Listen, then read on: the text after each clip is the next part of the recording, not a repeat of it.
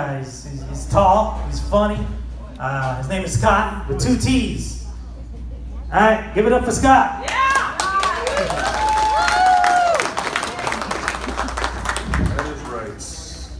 Hey, let's hear it for Pratam and Tommy. I gotta tell you, it's really tough coming up here and trying to make y'all laugh, and they're doing an excellent job.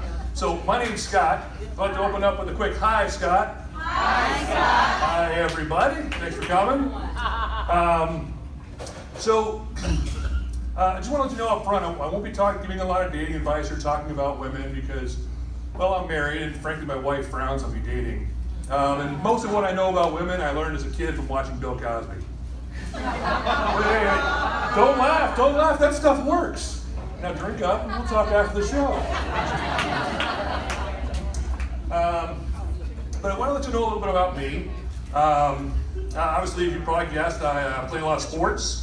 Actually lettered in badminton and mini golf.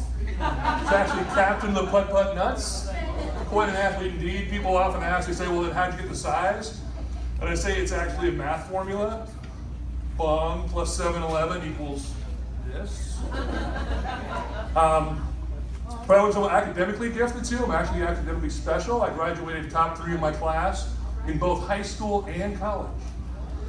Yeah, if you randomly select only 2 other people from my high school and college. I think one of the reasons I struggled so much in school is I have attention deficit disorder. Now, the most important thing you need to know about that is butterfly.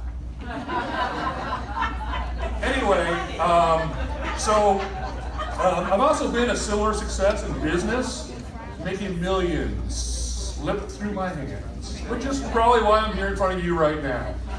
You know, given my advantages, my relative lack of success is really as surprising as like a Korean that doesn't like dog, or a black guy that doesn't like big butts, a Jewish guy that doesn't like deals, or Jared from Subway turning down a copy of the Toys R Us catalog. Oh, okay, then you're really gonna like this one. Did you hear that Jared had a religious conversion in jail? Yeah, now he wants to be a Catholic priest. Thank you. By the way, real quick one. Did somebody in here own that white Mercedes out in the parking lot? That's a beauty. It really is a beauty. I watch the news a lot, and I see a lot of these race groups bonding together over racial issues, and they're really connecting into communities, and it made me really want to connect with some of my people. So I wanted to join one of the only 2 all-white groups that I knew. Now, unfortunately, there was no seats left available in the Republican Congress. So I decided to join the neo-Nazi skinheads. Yeah, which really didn't work out all that well because, well, I'm Jewish. And, the idea of shaving my head and hanging out with a bunch of scantily clad, leather-wearing, sweaty guys just wasn't my idea of fun. But people say that the Nazis have no compassion. That's not true. When they found out I had ADD, they offered to send me to concentration camp. So clearly there's a little bit nicer there. I was still a little pissed off though when they kicked me out. I said, hey, good luck finding somebody to bring gefilte fish and bagels to the next rally. So, what's that, you want to join in? Okay. I will say that, as you probably surmised, I'm somewhat of a news junkie. Now, up front, let me tell you, I'm neither a liberal nor a conservative. I'm more a liberative or a conservative. For instance, my Mercedes has a Prius emblem on it. But it does affect how I view the key political issues. So for instance, affirmative action, right? I am a staunch supporter of affirmative action, but only as it applies to poor Jewish guys. Right to life. Now, I really don't know if life begins at conception, but I do know that stupid does, which is why I'm dead set against the Walmart speed dating service. Same-sex marriage. Now look, I totally understand same-sex marriage. In fact, I would say if you've been married for longer than a year, you understand the same-sex marriage. Thank you. And gun control. I absolutely believe that gun control is the absolute best solution we have to keep our population down. Wait a minute. That's birth control. Birth control. I always get those two confused. But okay, so there's a few news stories that did catch my attention though recently. The first one we all saw, Tiger Woods got arrested for a DUI, blew a 0-0, which coincidentally is his tournament record over the last 10 years. But the cops, when they arrested him, were conflicted because of his mixed heritage, because he's black, he's white, and he's Asian. You see, because the cops wanted to frame the black version of him, they wanted to let the white version go with a pat in the butt, and the Asian version, they had no idea what to do with since they never arrested one before. Okay, look. Any cops in the audience, I'm just kidding, it's just a joke. But if you are pissed off and you want to try and pull me over after the event, try it, I dare you. By the way, I drive a white Mercedes. But they did ask Tiger afterwards, they said, man, when people tapped on your window, why'd you get out of the car? And he said, if I saw it wasn't a blonde with a golf club, how bad could it be? Another story that made the news, Kathy Griffin, that loudmouth redhead comedian, posted a picture of her holding Donald Trump's severed bloody head. Everyone see this? Got a lot of trouble for this. So, which explains why Melania's been so pissed off lately. Because, you'd be pissed off too if you found out your husband got head from Kathy Griffin. I'd be pissed at myself if I found out I got head from Kathy Griffin. But Kathy now says that the Trumps are trying to destroy her career. Finally, something good coming out of Washington. But another story, this thing that's made the news that really caught me was these millennials have been freaking out over everything. They're freaking out over the election results, over speakers at Cal Berkeley, over just about everything. So, as a public service, I came up with this list. And this is all the things that you can say to a millennial without pissing them off. Okay? Thank you.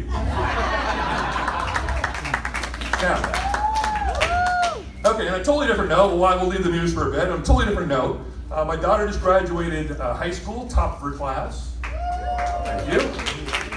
We actually shared something in common with her grade point averages. That's the point.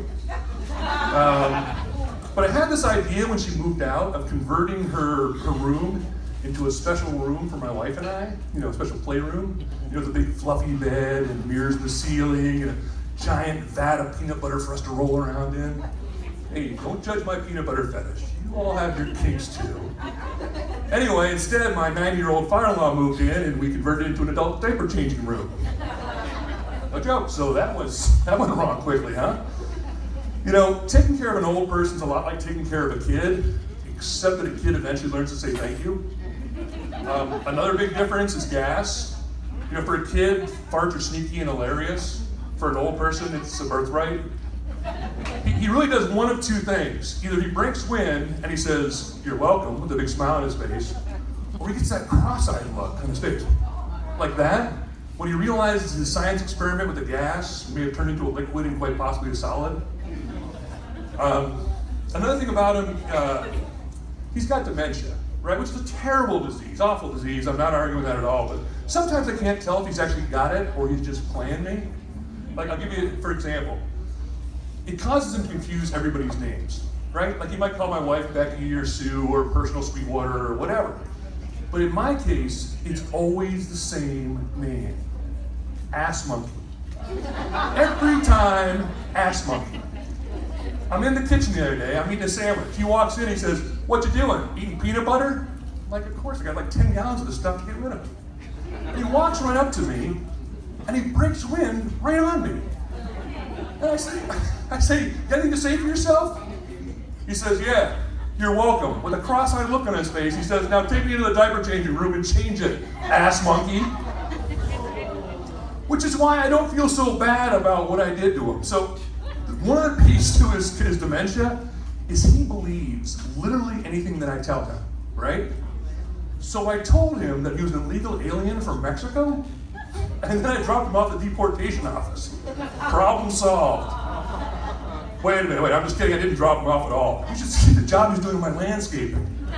And he's spectacular in the kitchen. My wife hates that I played this joke on him, but she can't get enough of the guacamole and margaritas. So, it was great. But I do hear in the audience that women and men differ on that one a little bit, so, and it's one of many things. So let's take, for instance, okay, women, this is for you. You walk in on your guy playing with himself, that is, one word, anyone. Gross, right? Disgusting. Okay, but Men, you walk in on your girl diddling the fiddle, and that is awesome, sweet, fantastic. Okay. Men, you spend three focused hours cleaning the house from top to bottom. When you are done, in your opinion, that house is, men? Clean. Exactly. Women, your husband spends 26 hours cleaning that house top to bottom. When he is done, that house is still dirty. Dirty, exactly. Okay, last one of those. Male teacher, as is for everybody, male teacher has sex with a high school student. That is wrong, gross, pedophile. Okay, got it? Okay, now, everyone look at somebody of the opposite sex.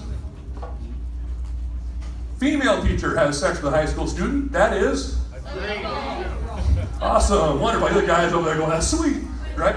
Women, this is how sick guys are. Guys, did it matter to you at all what sex the student was? Not at all. Not at all. It's more like a porn movie, right? Speaking of porn, I've got a buddy of mine who watches so much porn that his mouse has started to grow pubic hair. Gross. He watches so much that his web pages stick together. He watches so much that his right hand has actually got a NASCAR sponsorship from Kleenex. And I said, man, you can't watch that stuff. It's bad for you. It skews your view of reality. It makes you think there's people out there waiting for them to email you, or you to email them, so they can have sex with you. And he looks at me and he says, but they are. And he shows me all these hookup sites he's on, where he's being laid all the time. Sites like Grindr and Tinder and Lesbian Nuns in Bondage and ChristianMingle.com. You know, it does remind me though, I once had an old girlfriend break up with me because she said she wanted a guy with a bigger schlong. It really puts you in your place when you see their next boyfriend's a midget. Anyway, I hate to cut this short, but that's all I've got. Thank